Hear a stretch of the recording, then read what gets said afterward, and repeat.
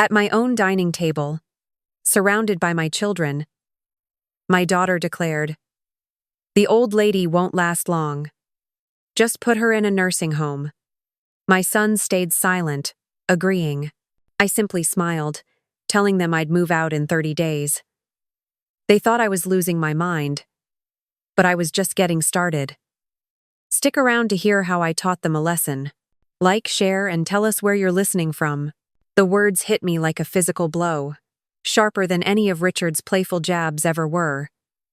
The old lady won't last long. My own daughter, Sophia, declared, her voice devoid of any warmth. Better if she gets nothing, just a spot in the nursing home. I sat there, 64 years old, at the head of my dining table, the very table where we'd celebrated countless birthdays, holidays, and milestones. The aroma of the chicken fricassee, their childhood favorite I had prepared with such care, now seemed to mock me. Shattered. That was the only word to describe how I felt. Worthless. Reduced to a burden, a mere inconvenient detail to be shuffled away. It had been nearly 2 years since Richard, my husband, my anchor, had left this world. The silence in the house, once a comfort, now felt like a vast, echoing emptiness. The time had come, the children insisted, to sell our family home. The house Richard and I had built our lives in. I understood the necessity, perhaps even welcomed the fresh start, but I never anticipated this. My eldest son, Daniel, shifted uncomfortably in his seat.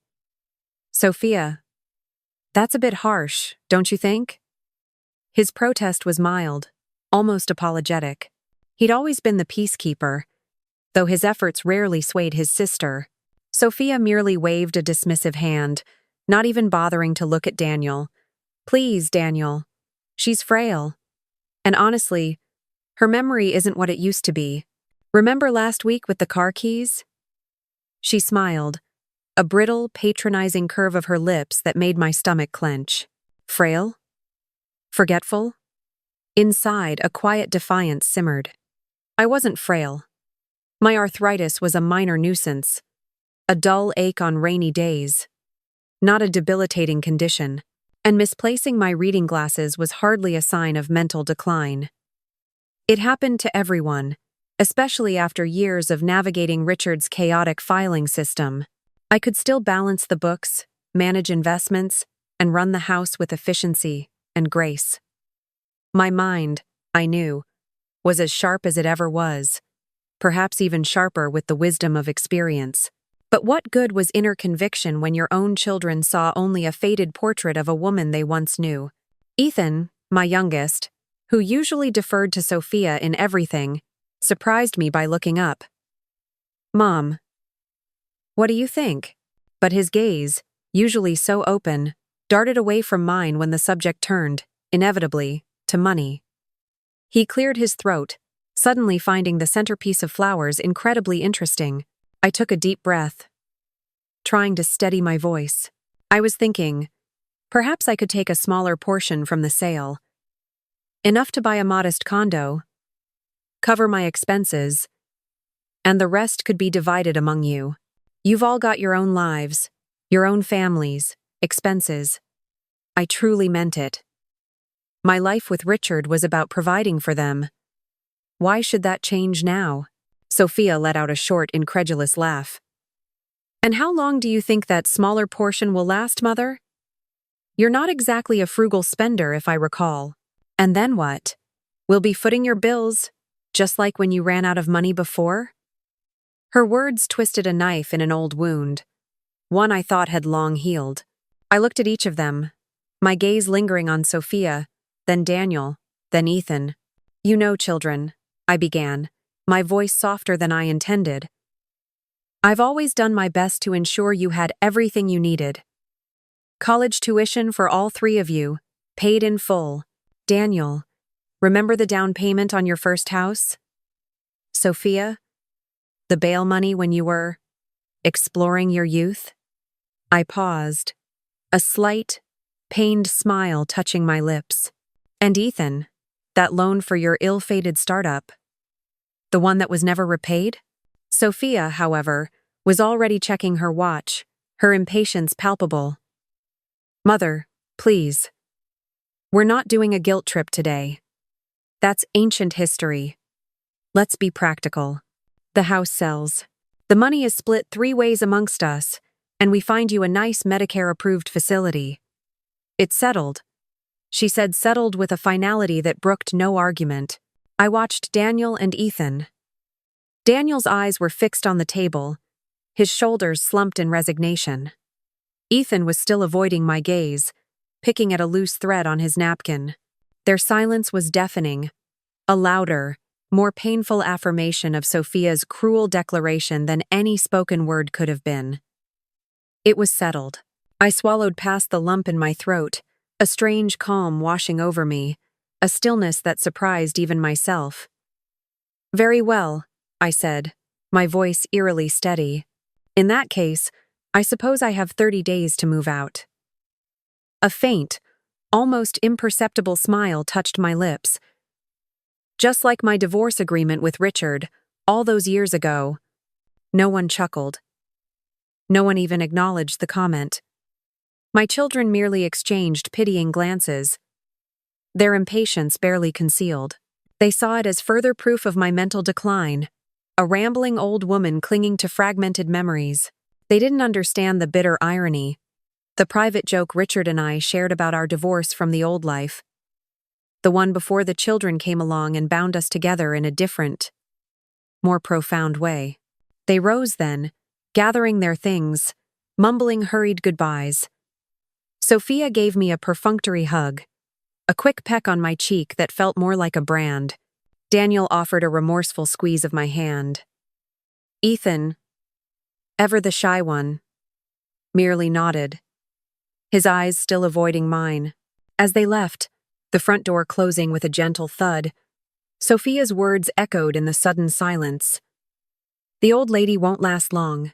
I sat there, amidst the remnants of the uneaten fricassee, the untouched rolls, the half-empty wine glasses. The house, once filled with their boisterous laughter and youthful energy, felt colder than ever. But in that chilling quiet, something shifted within me. The hurt, raw, and bleeding moments before began to crystallize, hardening into a steely resolve. They believed I was fragile, forgetful, easily discarded. They saw an old lady. But they were wrong. So terribly wrong. That night, as the house settled into a familiar quiet, I sat at Richard's old desk. The moon cast long shadows across the study, illuminating the stack of crisp white paper before me. One by one, I wrote 3 letters. One for Sophia, one for Daniel, one for Ethan. Each sealed with an unshakable resolve that had bloomed from the ashes of their betrayal. I went to bed that night not with despair, but with a renewed sense of purpose. The old lady was far from done. In fact, she was just beginning. The first stirrings of dawn found me awake, long before the sun even thought of painting the sky. My bedroom, usually a sanctuary, felt different now, charged with the weight of imminent departure. 38 years. 38 years Richard and I had built our lives within these walls. Every creak of the floorboards, every faded mark on the doorframe charting the children's growth, held a memory. I traced the pattern on my quilt, my mind wandering through the decades. It wasn't just a house.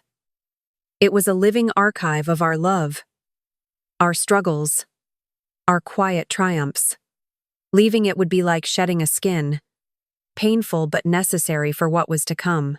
A profound quiet settled over me. A peace born of decision, not resignation. I made my way to the kitchen, the scent of fresh coffee soon filling the pre-dawn air. Carrying my mug, I stepped onto the porch. The world was still hushed, save for the chirping of early birds. My neighbor, Brenda, was already out, tending to her roses, her bright red gardening gloves a splash of color against the dew-kissed green. She offered a cheerful wave, a simple, genuine gesture. "Morning, Eleanor." "Beautiful day, isn't it?" she called out, entirely unaware that my world, though externally still, had begun to crumble and, simultaneously, to rebuild itself from within. I smiled back, a sincere one, and returned her greeting. My children. I imagined their faces as they read the letters I had painstakingly composed last night. There were no accusations, no emotional pleas, no recriminations, just facts, a calm, measured statement of my intentions. I wasn't looking to punish them in anger. I was simply laying out the truth of how things would proceed, a truth they had, in their dismissal of me, inadvertently orchestrated. I anticipated their outrage, their confusion, their frantic calls. But I was ready. By 9 o'clock, I was pulling up to Dr. Albert Finch's discreet office. Albert, a man whose silver hair had thinned over the years but whose keen eyes still held a spark of youthful intellect, rose to greet me, extending a hand over his polished mahogany desk. He had been Richard's attorney, and mine, for decades, always treating me with an unwavering respect that my own children seemed to have forgotten. "Eleanor," he began, a slight furrow in his brow. "Your call yesterday mentioned a change of plans regarding the house sale and your estate." I settled into the familiar leather chair, crossing my hands calmly in my lap. "Indeed, Albert. A rather significant change, I'm afraid. I'm no longer interested in a tripartite division with the children. I want to sell the house myself and manage the proceeds as I see fit." Albert's eyebrows rose in surprise. A silent question. "Are you quite certain, Eleanor? This is a considerable departure from what we discussed previously, and from what your children seem to expect." "Absolutely certain, Albert," I affirmed, meeting his gaze steadily. "I want the house legally and transparently sold, under my name. You will handle all the paperwork. As for the proceeds, I'd prefer that the specifics of their immediate distribution remain between us, at least for now." He nodded slowly, processing my request. "And for your children, Sophia, Daniel, and Ethan, I want to establish new trust arrangements for them," I continued, my voice firm. "These trusts will come with conditions, Albert. Conditions that reflect their future actions and responsibilities. And crucially, no funds from these trusts are to be dispersed before my death. Not a single penny." Albert leaned back, his expression thoughtful. "Eleanor, I must caution you. This will undoubtedly provoke a great deal of anger from them. They have certain expectations." A faint, almost imperceptible smile touched my lips. "They already are, Dr. Finch. They just don't know who they're angry at yet." My tone was even, devoid of malice, simply stating a truth. 2 hours later, I left Dr. Finch's office, a profound sense of empowerment settling over me. The legal gears were now in motion. The house would be listed with a different realtor, one known for quick, efficient sales, even if it meant a slightly lower asking price.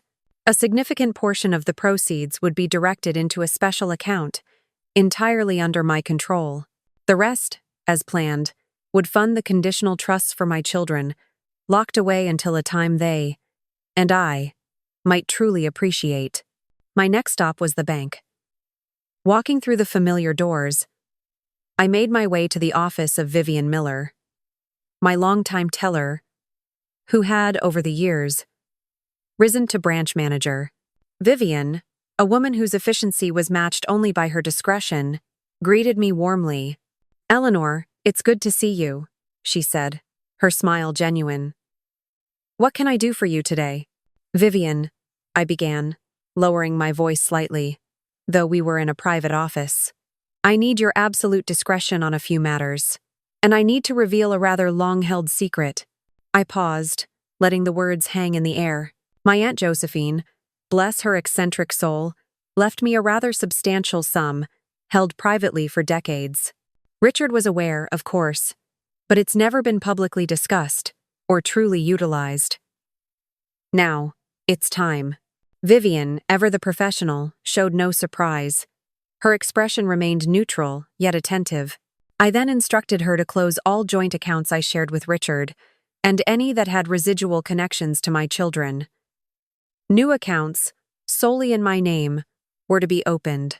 Finally, I requested access to my safety deposit box, a small, unassuming metal container that held more than just sentimental value.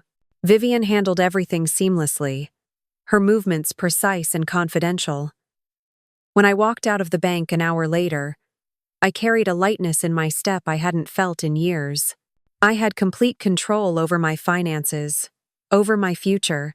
As I drove home, the late morning sun warm on the windshield, my phone began to ring. Once. Twice. Then again. Sophia's name flashed across the screen, followed almost immediately by Daniel's, then Ethan's. The letters, no doubt, had been opened. Their anger, I knew, was now very much directed. I let the calls go to voicemail. There was no rush. I sat in the driveway, the engine of my car still humming softly, the late morning sun warm on my face. My phone, nestled in the cup holder, was a silent testament to the storm I knew was brewing. Sophia, Daniel, Ethan, they would be frantic. Their reactions, I realized, were as predictable as the sunrise.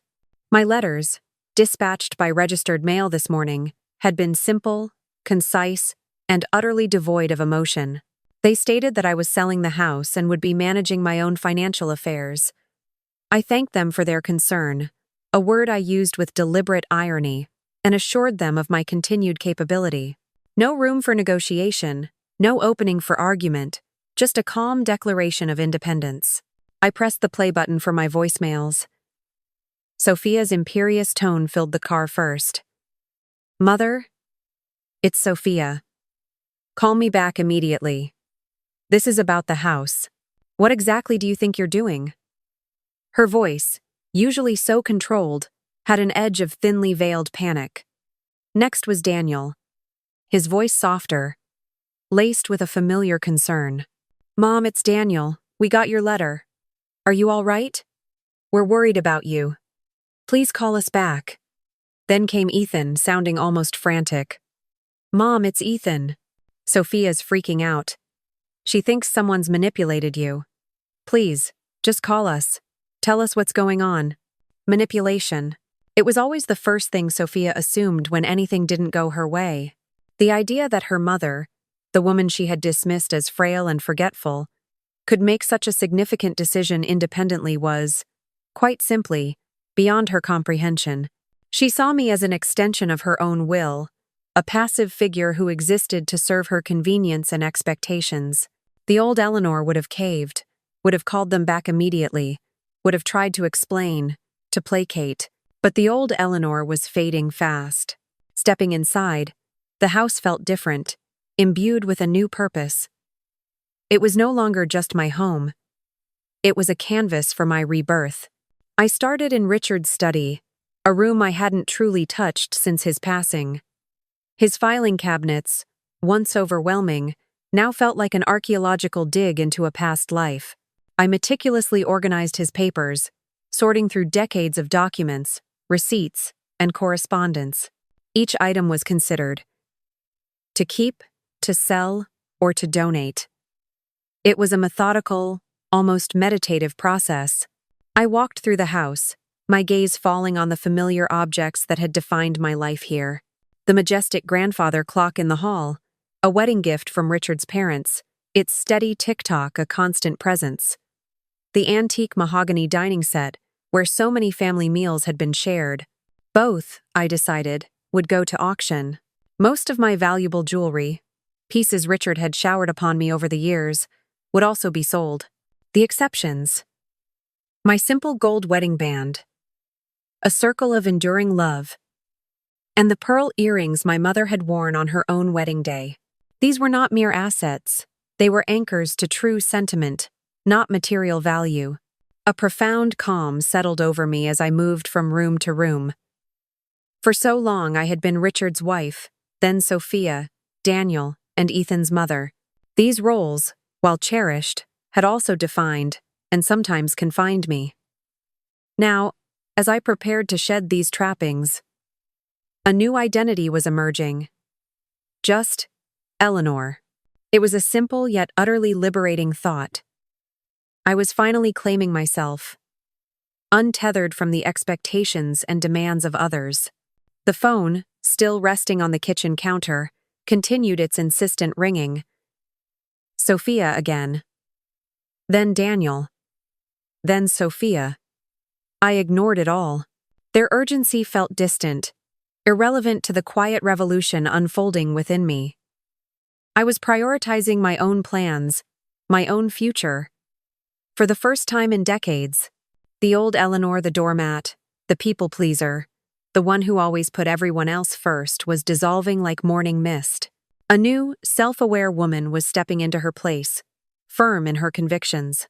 By late afternoon, I had filled 3 boxes with personal items, old photographs, a few cherished books, letters from Richard, and my mother's recipe cards. These were the true treasures, the things that connected me to my heart, not my status. I ordered Chinese takeout, a rare indulgence, and settled onto the sofa with a cup of herbal tea. Flipping through channels, I found a travel show featuring the sun-drenched coast of Portugal. The vibrant colors, the historic towns clinging to cliffsides, the azure ocean stretching to the horizon. It painted a vivid picture of a future I was now free to imagine. A future unburdened by past expectations. My phone rang again. It was Sophia, for what must have been the 12th time. I took a slow, calming sip of my tea, savoring the warmth, and finally answered. Mother, there you are. I've been calling you all day. What is going on? Why did you list the house with that discount realtor? Jenny is practically family. She could have handled this beautifully. Sophia's voice was sharp, a tight coil of indignation. Hello, Sophia, I replied. My voice steady, even. My realtor is highly recommended and cost-effective. She's also very efficient, which is what I require.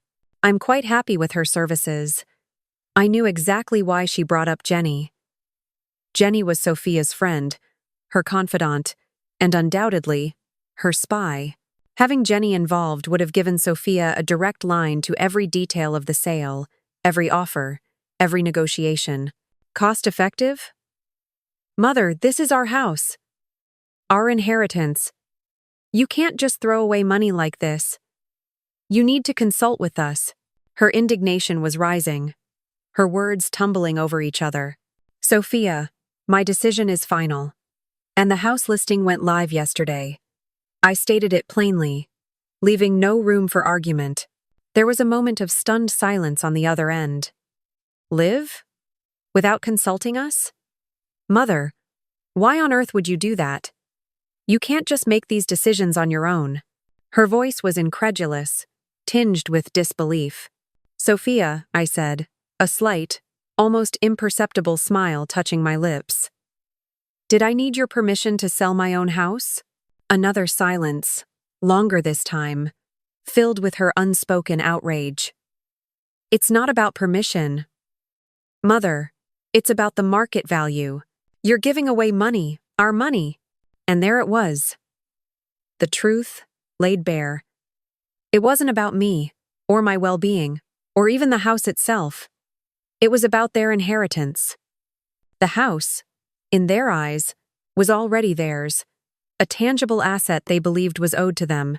So, tell me, Sophia. I continued, my voice calm, almost conversational, despite the tremor of suppressed anger that must have been vibrating through the phone line. While you were all so busy calculating your inheritance and my supposed decline, what exactly were your plans for me? While I was still alive, that is. There was a pregnant pause on the other end, long and uncomfortable. Sophia, for once, was speechless. She had no answer. Her carefully constructed facade of concern crumbled under the weight of my question. The nursing home, wasn't it? I stated, not asking, but affirming. My voice was low, but carried an edge of steel. I heard a sudden choking sound in the background. Daniel, I presumed, having taken a swig of water at precisely the wrong moment. Ethan, I imagined, would be staring at his plate, desperately avoiding eye contact. Well, as it stands, the house will close in exactly 30 days. Each of you will receive $20,000. A gift, if you will. The rest, I declared, letting the words hang in the air with quiet authority, is mine. The silence that followed was absolute, deafening. It was the sound of my children's expectations shattering, the sound of my newfound control asserting itself in their carefully ordered world. I was no longer the docile, predictable mother. I was simply Eleanor, and for the first time in a very long time, I felt utterly in charge of my own destiny. Just as I was about to hang up, the doorbell chimed. A bright, unexpected sound that sliced through the lingering tension of the phone call. I frowned, glancing at the clock. It was late afternoon, hardly a time for casual visitors. I excused myself from the call, without waiting for Sophia's reply, placing the receiver gently back in its cradle. Through the frosted glass of the front door, I saw two figures. A young couple, both looking a little nervous, but eager. When I opened the door, a radiant smile bloomed on the woman's face. She was visibly pregnant, her hand resting protectively on her swollen belly. "Mrs. Vance?" the young woman asked, her voice soft but clear. "I'm Carla Ramirez, and this is my husband, Mateo. We saw the listing online. We're first-time homebuyers, and we just fell in love with your house from the pictures." Mateo, a kind-faced man, nodded shyly beside her, a hopeful glint in his eyes. My children, I knew, would disapprove of an unscheduled visit, especially from such a young couple. They would insist on perfect staging, on open houses with qualified buyers. But looking at Carla and Mateo, I saw something else. A genuine hope, a fresh beginning. Their excitement was palpable. "Please, come in," I invited, stepping aside. "The house isn't perfectly tidy, but you're most welcome." As I walked them through the familiar rooms, I found myself sharing anecdotes, not with sadness, but with a quiet joy. This is where Daniel built his infamous fort that spanned the entire living room. I chuckled, gesturing to a spot near the fireplace. Sophia always wanted her birthday parties in the garden, even in the middle of winter. I recounted in the backyard. "And Ethan," I smiled, pointing to a faint mark on the kitchen wall. "He was convinced he could fly from the top of the pantry," resulting in a rather dramatic dent. Their laughter, gentle and appreciative, filled the spaces that had recently felt so heavy with absence. Carla stopped in the nursery, a small room with soft yellow wallpaper that had once been Ethan's. She placed her hand on her belly, her eyes misting over slightly. "You can really feel the love in this home, Mrs. Vance," she murmured, her voice thick with emotion. I nodded, a warmth spreading through my chest. "Yes, you can," I agreed. "And it's time for a new family to make their own memories here." I felt no sadness at the thought of them inhabiting these rooms. Instead, a sense of peace settled over me, like the quiet after a long storm. After Carla and Mateo left, promising to talk to their agent, I made my way to Richard's study. I pulled out his old leather-bound journal, a gift from me on our 30th anniversary. He had filled its pages with his thoughts, his dreams, his quiet observations. Now, for the first time, I opened a blank page and, dipping his favorite pen into the inkwell, wrote my first entry. It wasn't about the past, but about the future. Today, I saw a new beginning. A new family for this house, and a new life for me. 3 days later, the house was under contract. Carla and Mateo, to my pleasant surprise, had made an offer slightly above the asking price. Their heartfelt letter, describing their dreams of raising a family here, had sealed the deal, confirming my initial instinct about them. That evening, I invited my children for dinner again. This time, I served a simple, elegant meal, free of any sentimental childhood favorites. As they finished their dessert, I broke the news. The house is under contract. It will be closing in 30 days. Sophia's face was a fascinating tableau of emotions. Shock, quickly replaced by anger, then disbelief. And finally, a calculating glint in her eyes. Under contract? You sold it already? Who is the buyer? How much did you get for it? Her questions came in a rush, a rapid-fire interrogation. I told her the price, calmly. Her jaw dropped. Then, like a dam breaking, she exploded. $50,000 below market value? Are you insane?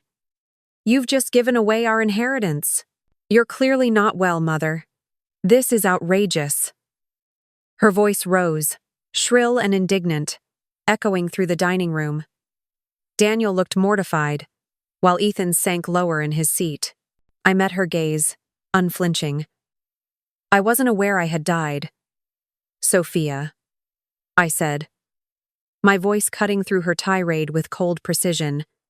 The words, simple and direct, silenced her instantly. She gaped, her mouth working but no sound emerging. As I mentioned, I continued, addressing all three of them. Each of you will receive $20,000 as a gift from the sale of the house. The rest is for my future, for my needs, for my travels, for whatever I choose to do with the money I earned and saved, and that Richard and I accumulated together. Over the next few days, Sophia, Daniel, and even Ethan, in his own quiet way, escalated their attempts to sway me. Guilt trips, thinly veiled anger, even threats of legal action. Sophia mentioned a lawyer, but I merely smiled. You're welcome to pursue that, Sophia. Dr. Finch, my attorney, has made everything airtight. I found myself chatting with Brenda a few days later, while watering my hydrangeas. She confessed her surprise at my sudden decisions, at my refusal to bend to my children's demands. I just never thought you had it in you, Eleanor, she admitted gently. I looked at my hydrangeas, their blooms vibrant and resolute. I've spent my entire life being exactly who everyone expected me to be, Brenda, I told her, a quiet strength in my voice. Now, it's my turn. 938 words. Part 5/9. Don't miss a moment of Eleanor's incredible journey. Like this video, share it with your friends, and subscribe to hear how she transforms her life and finds happiness on her own terms. 6 months. It felt like a lifetime and yet, simultaneously, no time at all. I adjusted the brim of my wide-brimmed sun hat, shielding my eyes from the glorious midday sun, and gazed out at the glittering expanse of the blue ocean. From my small wrought-iron table at the quaint beachside cafe, the rhythmic crash of waves against the shore was a constant, soothing soundtrack to my new life. The air smelled of salt and distant pine, a refreshing change from the stale familiarity of the city. Just last week, a thick, creamy envelope had arrived. Inside, a sweet thank you note from Carla and Mateo Ramirez, along with a photograph. It showed them, beaming, holding a tiny bundle wrapped in a pink blanket. Little Lily. Carla had written a touching line. Lily's nursery, your old sewing room, feels like the happiest place in the world. A gentle warmth had spread through me. A quiet satisfaction that my old home was now filled with new, vibrant life. I was settling into my new life, as I like to call it, in a small, fully furnished rental cottage nestled just a few blocks from the beach. After the house sale, the closing had gone smoothly. Devoid of any drama, as Dr. Finch had ensured. I had handed each of my children a check for $20,000. The looks on their faces had been priceless. Michael, Sophia's husband, had actually blurted out, "What about the rest?" My response had been unwavering, my voice clear and firm. "The rest," I had stated, looking him directly in the eye, "is mine."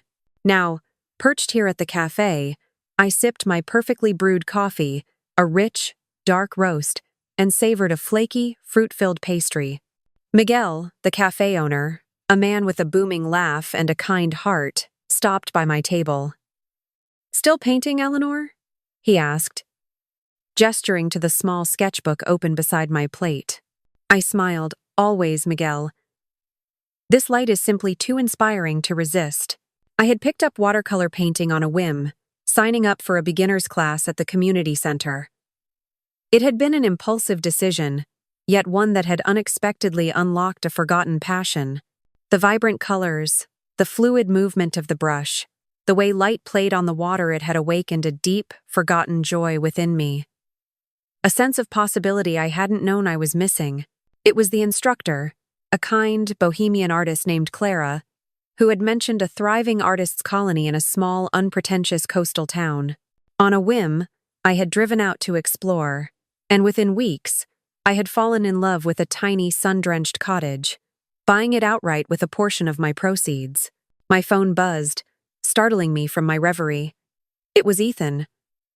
He was the only one who still called regularly, a quiet lifeline to a past I was learning to gently distance myself from. Sophia and Daniel, after their initial outrage and a few pointed, angry calls, had largely ceased contact. I had expected it. They were too absorbed in their own perceived injustices to truly care about my well-being, only their share of it. "Hey, Mom." Ethan's voice was a little strained. "Just checking in. How are things?" "Things are well, Ethan. The weather is beautiful, and my hydrangeas are thriving." I deliberately kept my location vague. They wouldn't understand. They would try to dissuade me, to bring me back to the life they expected me to live. This was my sanctuary, and I wasn't ready to share it with their judgment. Sophia's worried. He ventured hesitantly. "Worried about what, Ethan?" I asked, my tone sharper than I intended. "Worried about me, or worried about her inheritance?" A sigh came through the line. "Mom, it's not like that. They don't understand this sudden change. You've never been like this." I took a slow sip of my coffee, the warmth spreading through me. "It wasn't sudden for me, Ethan," I replied softly, yet with a quiet conviction. "It was a lifetime coming." The words felt true, profound even. This independence wasn't a sudden whim. It was the culmination of decades of silent yearning, of suppressed desires finally breaking free. I excused myself from the call shortly after, promising to send him a postcard. I returned to my painting, losing myself in the subtle blues and greens of the ocean vista. Already, 3 of my smaller watercolor pieces were modestly displayed in the local gallery, a testament to this new, vibrant chapter. Just then, Beatrice, my neighbor from the artists' colony, a spry 7-2-year-old with a shock of silver hair and an infectious laugh, strode up to my table. "Eleanor, darling, we're having an impromptu potluck at my place tonight. 8 o'clock. You're coming, of course, and you simply must bring that divine blackberry cobbler of yours." She stated it as a fact, not a question, assuming my participation. The old Eleanor would have hesitated, would have searched for an excuse, would have worried about being a bother. But this new Eleanor, the one emerging in the salt-laced air of this coastal town, simply smiled. "I'd love to, Beatrice. Blackberry cobbler it is." A surge of genuine gratitude washed over me, warm and comforting like the sun on my skin. In just 6 months, I had cultivated more genuine friendships here than I had in decades in my old life. Here, people saw me. They saw Eleanor, the artist, the friend, the woman with a good recipe for cobbler. They didn't see Richard's widow, or Sophia, Daniel, and Ethan's mother. They saw me, untethered, undefined by old roles, finally, truly, just Eleanor. My phone buzzed, a soft vibration against the worn wood of my cafe table. It was a text from Dr. Finch. "Trust documents finalized. Ready for your review and signature." A quiet sigh escaped my lips. The last piece of the puzzle. The conditional trusts for my children, now fully established, their details carefully crafted. The funds for these trusts came from a surprising amalgamation. A portion of my house sale proceeds. The entirety of Aunt Josephine's once secret inheritance, and even a significant sum from Richard's life insurance policy money I had never touched, always saving for a rainy day that never quite manifested itself until now. All of it carefully placed, to be revealed only after my death. The conditions weren't born of spite, not truly.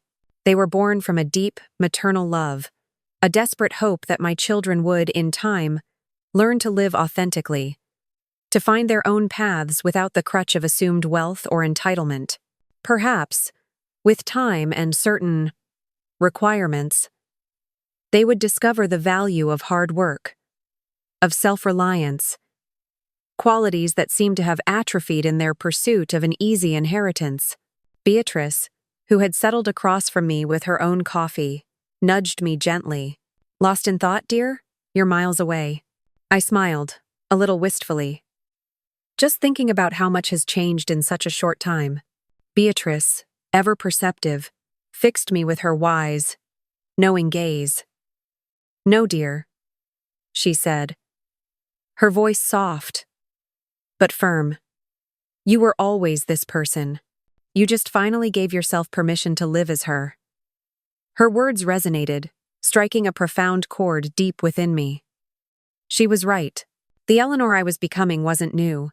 She was simply the Eleanor I had always been, waiting patiently beneath layers of expectation and obligation. That evening, a gentle sea breeze rustling through my hair, I walked the short distance to Beatrice's cottage, my blackberry cobbler carefully balanced in a woven basket. The setting sun painted the sky in hues of orange and pink, mirroring the vibrant colors I now used in my paintings. Sophia's cruel words, "The old lady won't last long," floated unbidden into my mind. I chuckled softly. The old lady was indeed gone. In her place, a woman alive, thriving, and undeniably content. A few weeks later, the unexpected happened. I was standing at the easel in the community center's bright, airy art room, my apron splattered with paint, guiding my beginner's watercolor class through the delicate nuances of capturing an ocean sunset. The room was filled with the soft swish of brushes and the quiet concentration of my students. I glanced up, demonstrating a blending technique, and froze. Standing outside the large glass window of the community center, on the small patch of manicured grass, were Sophia and Daniel.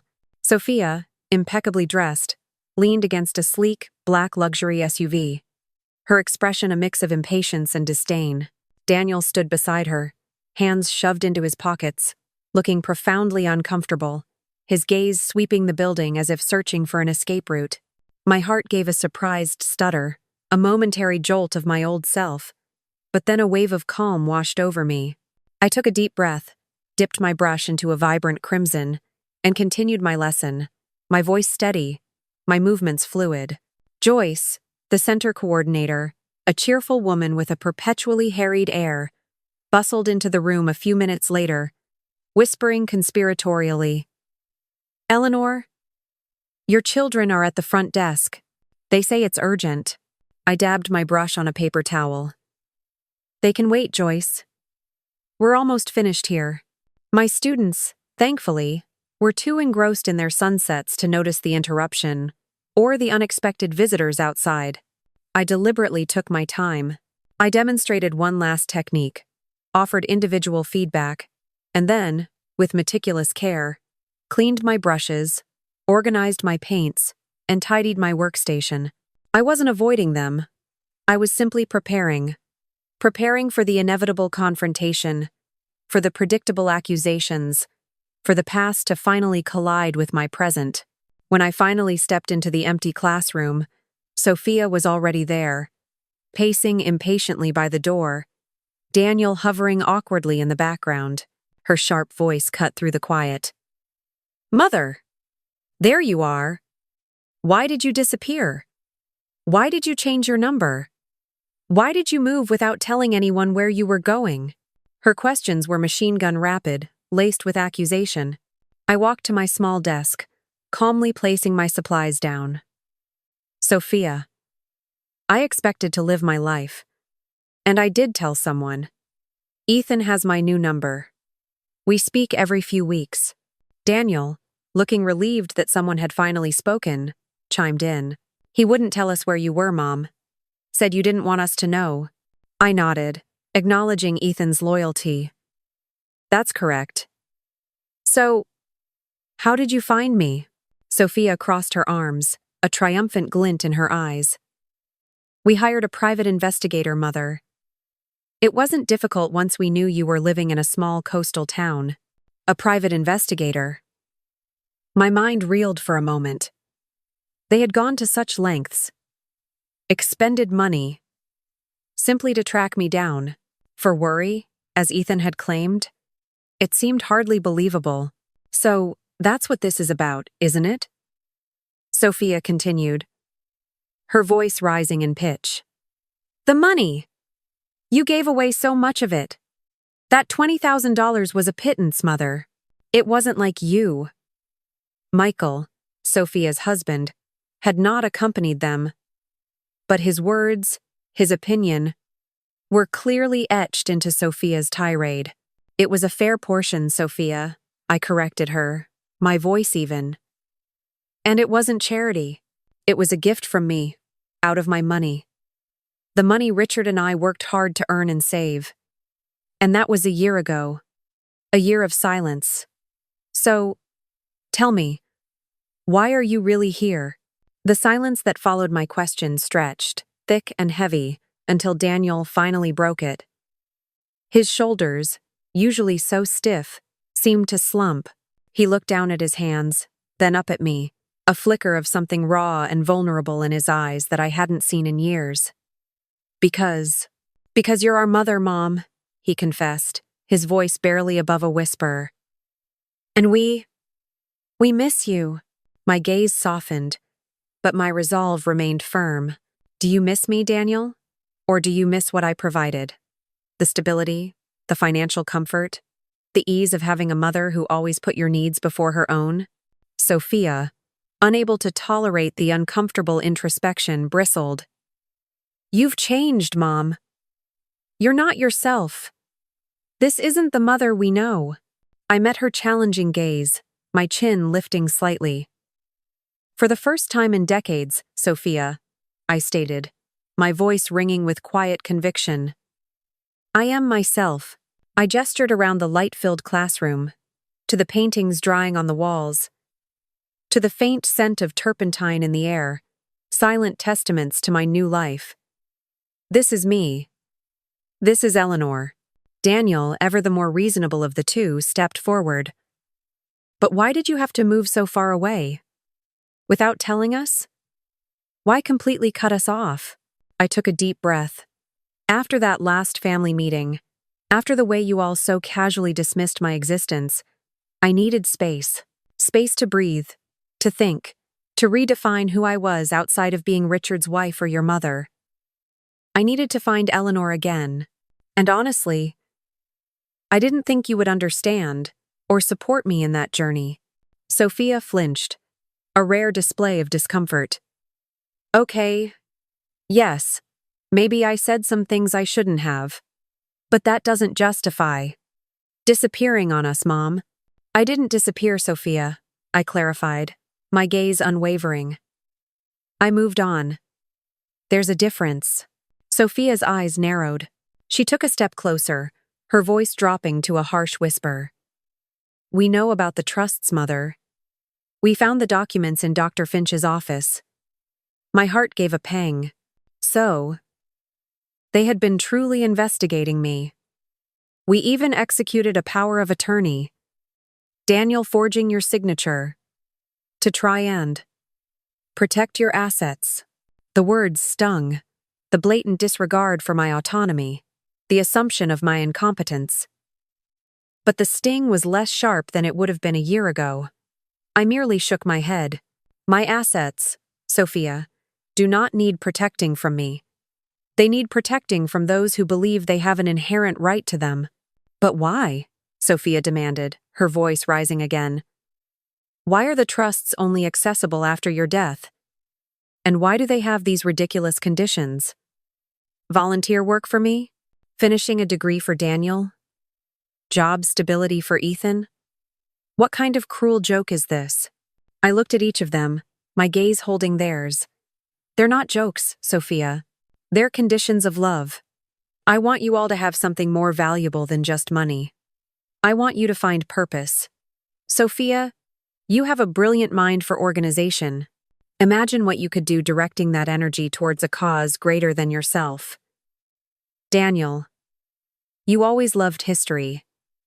Go back to school. Finish your degree. Ethan, you're so creative, but you need structure. Find a stable job that truly uses your talents, and then build on that. Sophia scoffed, tossing her head. This isn't love, Mother. This is a lesson. This is punishment. You're playing puppet master with our lives and our inheritance. It is love, Sophia, I insisted, my voice steady. It's the kind of love that wants to see you grow, to find fulfillment beyond material wealth. I want you to be the best versions of yourselves, not just financially comfortable versions. You abandoned us, Sophia shrieked, her face contorting with anger. You abandoned your family for some selfish journey, hiding money, and now you're trying to manipulate us from beyond the grave. She turned, tears of frustration welling in her eyes, and stormed out of the classroom, leaving Daniel and me in stunned silence. Daniel looked utterly deflated. He cleared his throat. Mom, about those trusts. I mean, the conditions are, well, they're kind of brilliant, actually. He offered a small, sheepish smile. I've actually been thinking about going back to school. I always regretted not finishing my history degree. A genuine smile touched my lips. The money will be there, Daniel. When you're ready. Months later, on my 65th birthday, a crisp autumn day filled with the scent of wood smoke and sea air, a knock came at my cottage door. It was Ethan, his face alight with a shy smile. He held a small, carefully wrapped package. He had kept my secret, my location, all this time. It was a beautiful, hand-carved wooden bird, a symbol of freedom. His visit was a balm to my soul, a true sign of connection. Later that evening, as the sun dipped below the horizon, painting the sky in glorious hues, there was another knock. It was Daniel. And to my surprise, Sophia. She looked different. Softer somehow.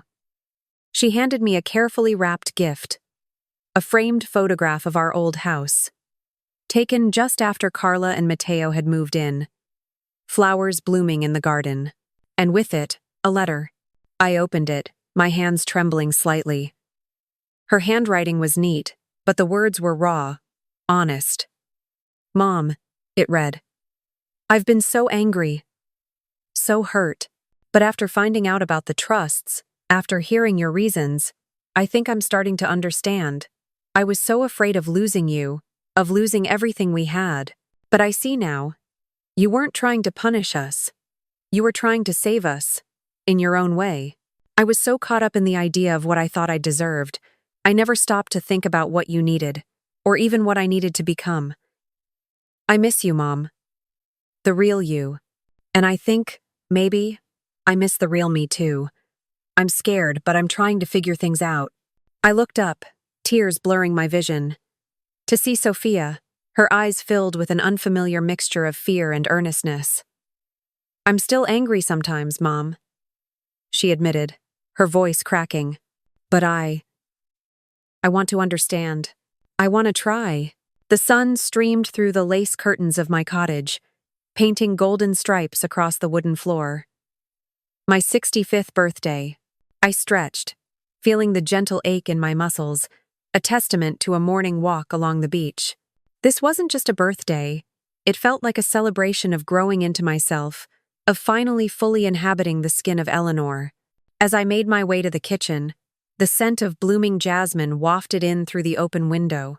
On my small porch table, a beautifully wrapped package lay waiting. It was from Beatrice. Inside, I found a leather-bound book, its pages thick and invitingly blank. The inscription, in Beatrice's elegant script, brought a lump to my throat. For your next chapter, may it be even more beautiful than the last. As I flipped through the first few pages, I saw dozens of signatures, well wishes, and little drawings from all my new friends in this vibrant artist community. Happy birthday, Eleanor. So glad you're here. To new beginnings. Good tears pricked at my eyes. To be seen, truly seen, and valued for just being me, was a gift more precious than gold. My phone buzzed. A text from Ethan. Happy birthday, Mom. Sorry I can't be there today, but your gift is on its way. Love you. A pang of familiar tenderness mixed with a quiet disappointment.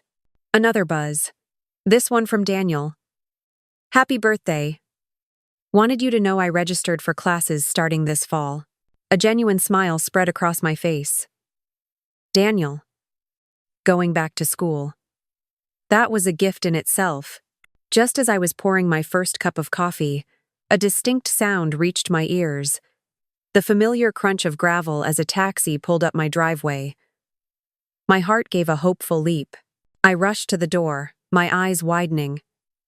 Standing on my porch, a wide grin on his face, was Ethan. Surprise, he called out, his arms already opening for a hug. I practically launched myself into his embrace, a wave of pure joy washing over me. Ethan, you said you couldn't make it. He squeezed me tight. Couldn't miss your big day, Mom. Decided to take an early flight. Happy birthday. His eyes were bright, his smile infectious. Over a breakfast of fresh fruit and Miguel's famed cinnamon rolls, Ethan talked, really talked, for the first time in ages. You know, Mom, he began, swirling his coffee. I've actually been at that nonprofit job for 8 months now, helping veterans find housing and support services. It's good work. It matters. There was a quiet pride in his voice, a sense of groundedness that had always eluded him. He was thriving, finding purpose. He looked around my cozy cottage. So, how's the painting going? Daniel said your work is actually selling in the gallery. I chuckled, a flush of pleasure warming my cheeks. It is, actually. 3 pieces sold last month. I was quite surprised, I must admit. Ethan's genuine happiness for me, the complete lack of any hint of entitlement or judgment, filled me with a warmth that rivaled the morning sundae. He paused, taking a bite of his roll. So, about dinner tonight, he began, a mischievous glint in his eye. I might have invited a few others. My eyebrows rose. Oh? Like who? Daniel for sure, he confirmed. He's driving down later this afternoon. Then, he winced slightly. And Sophia. My breath hitched. Sophia? Here? On my birthday? After everything? Sophia? She's coming? I asked, a knot of anxiety tightening in my stomach. Did she say why? Ethan nodded, his expression serious. She said she didn't want to miss your birthday. And Mom, she's been different lately. Quieter, I think. I think she's ready to talk. Really talk. His words were a fragile hope, a bridge reaching across the chasm that had formed between us. Ethan and I spent the rest of the day together, walking along the beach, sharing stories, catching up on the past year. We talked about his new job, his plans, my new friends, and the simple joys of coastal living. I showed him my new studio, a small, bright room I'd converted from the cottage's detached shed. He wandered around, admiring my latest works. He stopped in front of a watercolor, a serene depiction of an elderly couple, backs to the viewer, walking hand in hand towards a setting sun, their figures silhouetted against a riot of orange and purple. This one, he said softly. This is my favorite, Mom. It's beautiful. I smiled, a bittersweet memory stirring. That's Beatrice and her late husband, Arthur. I painted it from an old photograph she showed me. They had a love like no other. The painting, I realized, wasn't just about Beatrice and Arthur. It was about enduring love, about the quiet strength found in companionship, about the beauty of a life well lived, even as the sun begins to set. It was, in many ways, a reflection of the peace I had finally found. The late afternoon sun cast long shadows across my cottage as Daniel's car pulled into the driveway, just as Ethan had promised. Daniel emerged first, looking a bit weary from the drive, but his face lit up when he saw me. He hugged me warmly, a tight, genuine embrace that spoke volumes. Then, Sophia stepped out of the passenger side. I almost didn't recognize her. Her usually meticulously styled hair was pulled back in a simple ponytail, and she wore jeans and a soft sweater, a stark contrast to her usual polished attire. She looked softer, less guarded. She approached me hesitantly, a small, wrapped package held in her hands. "Happy birthday, Mom," she said, her voice quiet, almost shy. I took the package, genuinely touched. "Thank you, Sophia. I'm so glad you came." The words felt true, heartfelt. Inside the delicate wrapping, I found a silver frame. It held an old, faded photograph. My younger self, probably in my early 30s, pushing a tiny Sophia on a swing, her face a blur of joyful laughter. My heart ached with a nostalgic pang, a reminder of simpler times, of an uncomplicated love. "Dad took that," Sophia explained, her voice still low. "I found it while cleaning out my storage unit. There's also a letter." She gestured to the back of the frame. I set the photograph carefully on the small table by the door. "Would you like some tea? Or perhaps a walk on the beach before we head to Beatrice's for dinner?" To my surprise, Sophia chose the walk. Daniel and Ethan exchanged a quick, knowing glance, then wisely decided to stay behind. They understood. This conversation, whatever it was for Sophia and me alone. We walked in comfortable silence for a long while, the rhythmic crash of the waves against the wet sand a soothing backdrop to the unspoken words hanging between us. The air was cool, fresh, carrying the tang of the ocean. Sophia picked up a shell, turning it over in her fingers before tossing it back into the surf. Then, abruptly, she spoke. "I've been seeing a therapist, Mom. Since we found you." My steps faltered for a moment, but I kept walking, my heart doing a strange flutter. "I didn't say anything, simply waited," she continued, her voice gaining a fragile strength. "She helped me understand a lot. My anger, my cruel words that day at your house. It wasn't really about the money, not entirely. It was about fear. Fear of losing you. Yes. But also, fear of you not needing me anymore. Of you not needing us. It was easier to push you away, to make you irrelevant, than to face the idea of you living a life that didn't revolve around us." She paused, taking a shaky breath. "And I was terrified of being dismissed. Just like I thought you were dismissing me." I reached out, gently placing my hand on her arm. "Sophia, I never abandoned you. I only started living for myself, too." "There's a difference." She nodded, tears welling in her eyes. "It felt like rejection, though. Like you were choosing yourself over us. But she helped me see it wasn't an either-or choice. That you could choose yourself and still love us." She wiped a tear from her cheek. "It's still hard, Mom. But I'm starting to get it." Then, a flicker of a smile touched her lips, a genuine one, full of a lightness I hadn't seen in years. "And about those conditions in the trust, I started volunteering, Mom, at a retirement community downtown. Just a few hours a week at first, reading to residents, helping with activities." She looked at me, a newfound wonder in her eyes. "And Mom, I actually like it." My heart swelled with a powerful surge of hope, a warmth that spread through my entire being. This was it. This was what I had prayed for. "Oh, Sophia," I murmured, my voice thick with emotion. "These people," she continued, her enthusiasm growing, "they have amazing stories. They're not just old people waiting to die. They're vibrant and funny and wise. They've lived through so much, seen so much." Her smile widened, brilliant and unburdened, and in that moment, as she spoke with such genuine passion, I saw not just Sophia, but a glimpse of the woman she was truly meant to be. I deliberately included myself in her observation. "Yes, we are," I said, a knowing twinkle in my eye. Sophia looked at me, and in her gaze, I saw it. The flicker of understanding, the dawning realization of why I had done what I had done. The house, the move, the trusts, the conditions. It wasn't about punishing them, but about showing them that life, even in its later chapters, could be rich with purpose. Showing them that it's never too late to find joy, to live authentically, to rewrite your own story. And in that shared understanding, on that quiet beach, with the sunset painting the sky in glorious hues, a new chapter truly began for all of us.